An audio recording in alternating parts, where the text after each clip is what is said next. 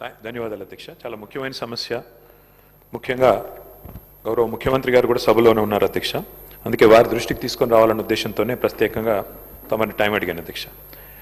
పెద్దలు కేసీఆర్ గారి నాయకత్వంలో ఆనాడు 10 ఏళ్ల కాలంలో 9.5 ఏళ్ల కాలంలో 7,000 మంది విద్యార్థులకి వివిధ రూపాల్లో విదేశీ విద్య కోసం అవకాశం ప్రభుత్వం కల్పించింది అధ్యక్ష. అందులో మహాత్మా జ్యోతిబా పూలే స్కీమ్ కింద, అట్లాగే డాక్టర్ అంబేద్కర్ ఓవర్సీస్ స్కాలర్షిప్ కింద, మౌలానా అబుల్ కలాం ఆజాద్ వారి పేరు మీద, అట్లాగే వివేకానంద గారి పేరు మీద, స్వామి వివేకానంద గారి పేరు మీద బ్రాహ్మణుల్లో ఉండే పేదలకు కూడా అవకాశం 7,000 మంది విద్యార్థులకి 20 లక్షల రూపాయల చొప్పున అవకాశం కల్పించింది అధ్యక్ష.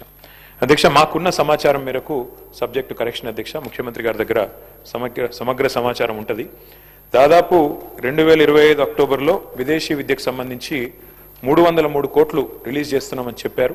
కానీ ఇంతవరకు డబ్బులు రిలీజ్ కాలేదు అధ్యక్ష.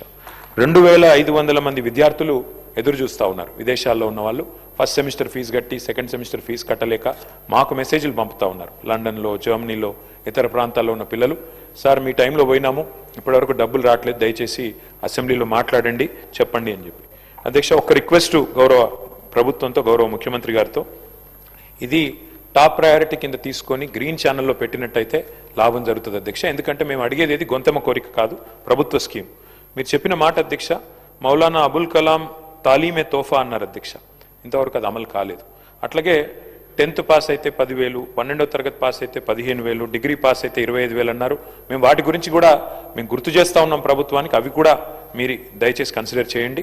కానీ ఇవాళ ఈ పిల్లల పరిస్థితి ఎట్లా అయిందంటే అధ్యక్ష, అన్నవస్త్రం కోసం పోతే ఉన్న వస్త్రం పోయినట్టు ఇవి క్యాన్సిల్ అయినాయి అధ్యక్ష. దయచేసి డబ్బులు వెంటనే రిలీజ్ చేసి గ్రీన్ ఛానల్లో పెట్టి ఈ పిల్లలందరినీ కూడా దయచేసి ఆదుకోండి, వారి విద్య ఆగకుండా చూడండి అని చెప్పి ప్రభుత్వానికి తమ ద్వారా మంత్రి గారు